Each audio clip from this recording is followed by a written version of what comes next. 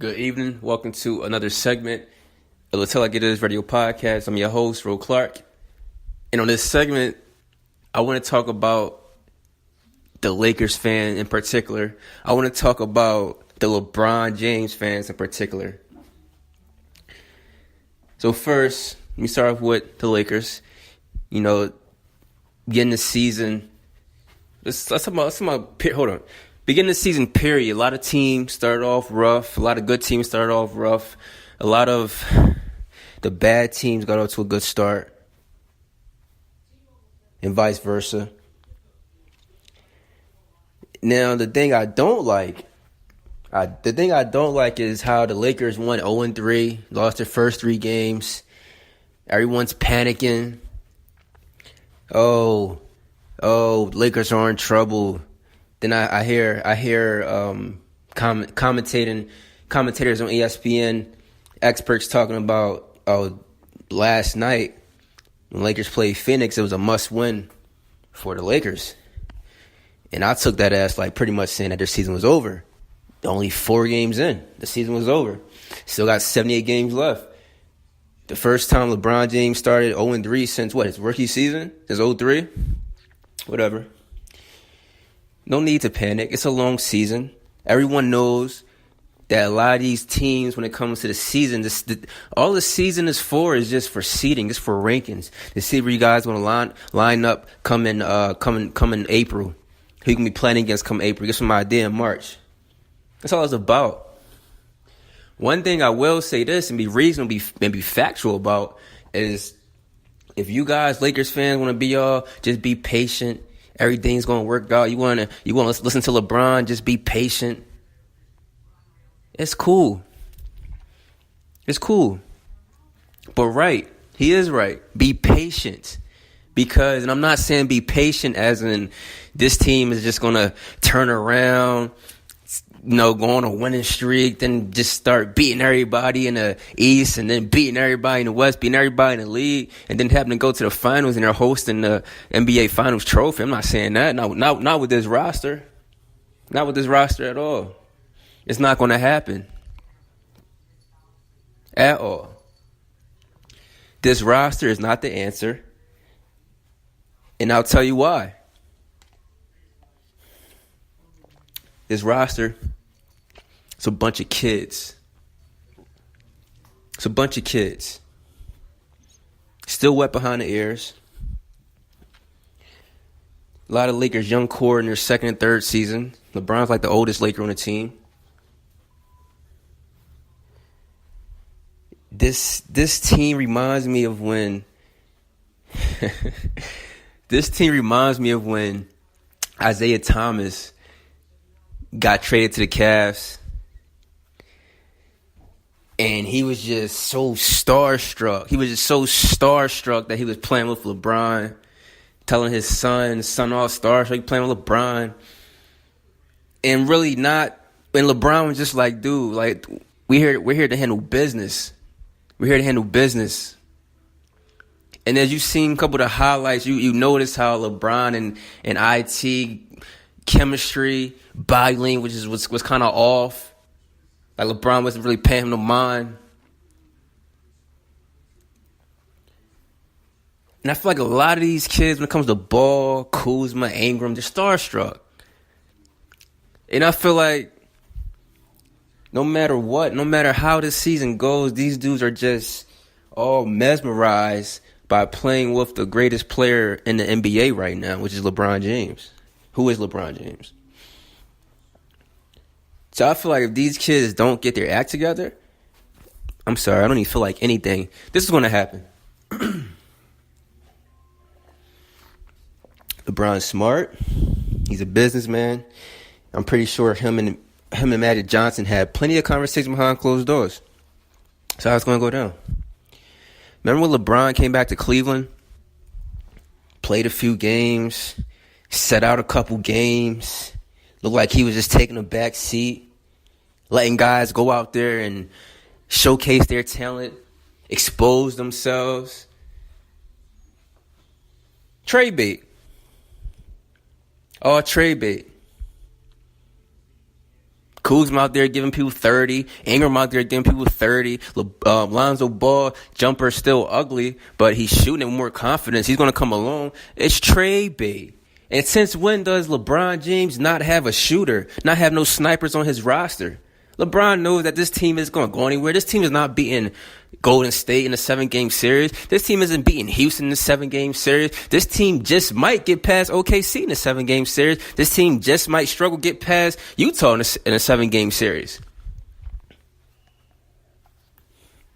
And if Mirotic, Alfred Payton, putting up balling how they were balling the opening night, first 2 games of the season, along with Anthony Davis, this team's barely getting over the Pelicans.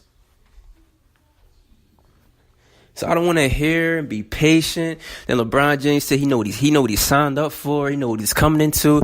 But you told us back in 2010 that you left Cleveland because you didn't want to be that guy anymore, or you didn't want to carry a team anymore. You wanted playmakers around you. You wanted to play with other all-stars, other superstars. Play with your buddies. So why now at year 16, LeBron? Why now at year 16, you put yourself in a position that you didn't want to be in almost 9 years ago? You're really going to come here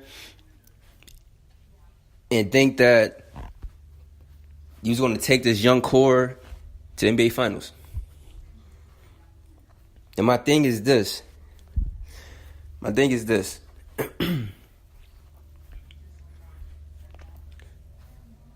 This team isn't it. This team isn't it. I believe that this roster will get revamped. He may bring in veterans, or he could have a lot of faith in these guys, but I don't think that's smart. I don't think it's a smart thing to do. Now, let's step aside from the Lakers fans. Let's look at us as LeBron fans, which I'm a LeBron fan, and it's hard seeing him in the purple and gold. It's hard to stomach that. That's a personal feeling. Keep that off wax. As a LeBron fan,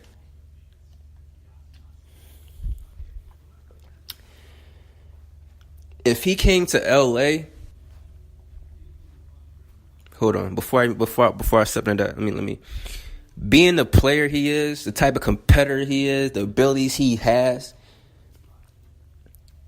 and coming off the best year of his career in year 15,